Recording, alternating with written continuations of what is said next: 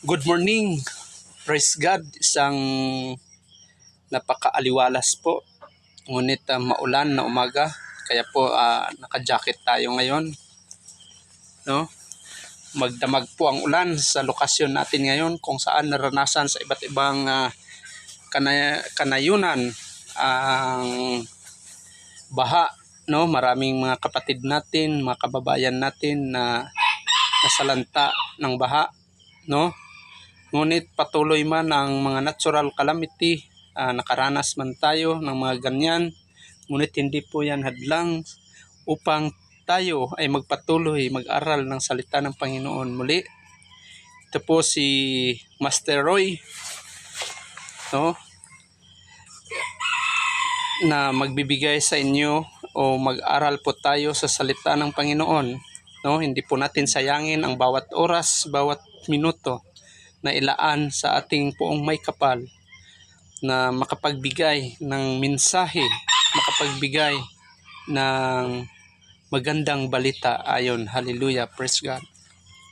Ang pag-aralan po natin, no, ay John 3:16. Bagamat po wala po tayong dalang bitbit na Biblia, ngunit po naniniwala ako that the Holy Spirit, pag hilingin lang natin ito, it will guide us, it will lead us in all truth, no? Upang ma-share po natin ang tunay na katotohanan at malaman natin ang katotohanan at ito ang makapagbibigay sa atin ng kalayaan. Hallelujah. John 3:16. Ang sabi po sa John 3:16, for God so loved the world that He gives His only begotten Son, that whosoever believe in Him should not perish but have everlasting life. No? Hallelujah.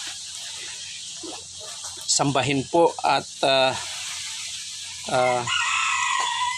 tinataas po natin ang pangalan ni Jesus, ang Panginoon na pinakadakila sa lahat. No? Mga kapatid, sinasabi po dito, for God so loved the world. Mundo po, ang sabi dito, minamahal ng Panginoon, minahal ng Panginoon. Ang mundo, hindi pala minamahal, kundi minahal. Kasi pag minamahal, ibig sabihin, mangyayari pa. Minahal niya ang mundo. No? Ano nga ba ang mundo na tinutukoy dito? Kung dadako po tayo, pupunta po tayo sa Book of Genesis, sa pinakaunang libro sa Holy Bible, sa Old Testament, may binabanggit po ang Diyos patungkol po sa isang mundo, sa world. Ang mundo po na tinutukoy doon is literal po na mundo nung ginawa ng Panginoon. Ang mundo, langit at lupa at lahat ng mga bagay-bagay na andon sa mundo at ang pagkagawa ng tao, hayop at tao. Hallelujah. Tao po ang pinakahuling ginawa ng Diyos. Ayon naman sa New Testament, sa Book of James, may binabanggit din siya na mundo doon. No? Ano nga ba ang iniibig sabihin na mundo? No? Anong mundo ang tinutukoy doon? Ang tinutukoy po na mundo doon ay ang word po na yung mundo po na yung gawa ng tao, no? Ang sistema po na andoon sa mundo, yun po ang ibig, yun po ang tinutukoy ng Panginoon na sinasabi niya, don't you know that friends, ang pakikipagkaibigan daw natin dito sa mundo is ay enmity po sa Panginoon.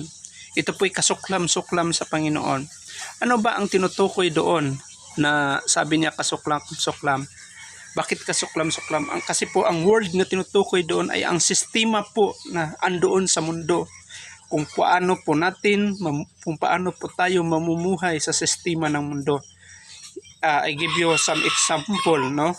Nga ang sistema dito sa mundo. For example, nasa trabaho ka, nasa kumpanya ka o anumang organisasyon andun ka, may pundo. Kunwari, sabihin ng boss mo, o ito para magkapera tayo, magkaginansya tayo, gagawa tayo, mag-magic tayo ng mga programa dyan, gawa tayo ng mga report, no, para makuha natin, magkapera tayo, no. Sa madaling salita, may corruption, no. Yan po ang ibig sabihin doon. Ngunit dito sa dito sa John 3:16, may tinutukoy siya na world. Ito po ay tao, no. Tinutukoy po niya ang tao dito, na minahal niya ang tao. So, meaning to say po, may ibig sabihin ang Panginoon. Ano nga ba ang pag-ibig ng Panginoon? No? May tinutukoy siya, kundi pag-ibig. Una, ang pag-ibig ng Panginoon ay universal, no? Universal po, pangkalahatan. Para sa kabuuan po, hindi lang po sa iilan. Maging anong rasa man tayo, anong tribo man tayo, no?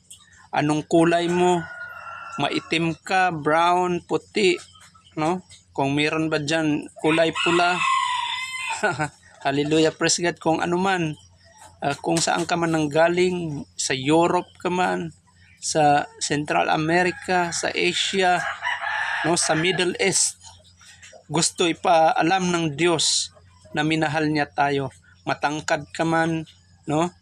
Nasa 4 flat ka man, 5 flat, 7 flat, wala pong tinatangi ang Panginoon. Gwapo, maganda, no? At alam ko po, wala pong pangit sa ginawa ng Diyos. Lahat po ay magaganda, no? At saka gwapo. So meaning to say, wala pong tinatangi ang Panginoon, kundi minahal niya tayo, no? Pangalawa po mga kapatid, pangalawang pag-ibig ng Diyos sa atin, dahil tinutukoy niya ang love doon. Pangalawa po ay ang pag-ibig po ng Panginoon sa atin ay evidential, no? May nakikita po, ebidensya, no? May ebidensya po. Tayo po ba bilang isang Christian, may ebidensya po ang pagiging Kristiyano natin, pagiging born again. No, nais ko po malaman ninyo na ang Diyos ay ang pag-ibig niya sa tao, pag-ibig niya sa mundo ay ebidensyal. Dahil po ibinigay niya ang kaisa-isa niyang anak na si Jesucristo upang tubusin ang ating kasalanan dito sa mundo. Nakikita naman po natin, naka-record po sa Biblia na siya ay ipinako sa cross. Ganun po, evidential. Pang-tatlo po, ang pag-ibig ng Panginoon is sacrificial. Sacrificial po ang pag-ibig ng Panginoon. Andun po ang sakripisyo. Ngayon mga kapatid, bilang isang Kristiyano, isang mananampalataya, isang tunay na born again, marunong ba tayo magsakripisyo sa Panginoon? Ako ay minsan na-experience ko, may panahon na madaling araw, nag-ulan pa, nagalakad ako mula sa pinagtrabahuan ko kasi wala tayong sasakyan, wala tayong motor o anumang type ng mobility. Nilalakad ko yan. Pagdating pa doon sa barangay namin, nilalakad ko naman ng 3 kilometers kasi madaling araw pa ako darating kasi ayaw ko malit kaya maaga ako. Mga ganun na mga bagay mga kapatid. May minsan, kung totoo kang mananampalataya, may mga bagay-bagay tayo minsan, hindi man minsan ba't palagi, no? Na kailangan isakripisyo natin para sa Panginoon kasi sobra-sobra po ang ibinibigay na sakripisyo ng Panginoon sa atin. Number 1 po dyan, nang ibinigay niya ang kanyang kaisa-isang anak na si Jesus Christ. Ikaw kapatid, ako, tayong lahat, kaya ba natin isakripisyo ang kaisa-isa nating anak, no, para sa Panginoon, gaya sa ginawa ni Abraham? Kaya naintindihan po ang ginawa ni Abraham sa kanyang anak na si Isaac. Kaya ganun pala, kailangan magsakripisyo ang isang anak ng Panginoon para malaman kung gaano niya kamahal ang Diyos. Pang-apat po, ang pag-ibig ng Diyos po ay eternal. Totoo po pala ang sabi sa Book of Psalm na from everlasting to everlasting po ang pagmamahal ng Diyos, no? Meaning to say, wala po ang limitasyon, unconditional pa, no? Wala pang kondisyon na pag-ibig ang binibigay ng Diyos, no? Eternal po mga kapatid. Meaning to say, hindi limitado, ngunit ang tao po kung nagmahal sa kapwa-tao, no? Ito ay may limitasyon po, hindi gaya ng pag-ibig ng Diyos na ibinigay sa atin na eternal, no? Kasi ang pag-ibig hindi lamang may forever siya ang Panginoon. Kung sa mundo sinasabi walang forever, pero sa Diyos may forever po. Kasi po ang buhay natin hindi lang dito sa mundo, ngunit may pangalawang buhay, no? Citizenship in heaven po ang patutunguhan natin kung namumuhay tayo na naayon sa kalooban ng Diyos, humingi ng kapatawaran, tinanggap si Jesucristo na kanyang Diyos at tagapagligtas, no? At namumuhay siya at nagiging born again siya at namumuhay na naaayon sa kagustuhan at kalooban ng Diyos. Yun lang po mga kapatid ang dapat gawin ng isang Kristiyano, no?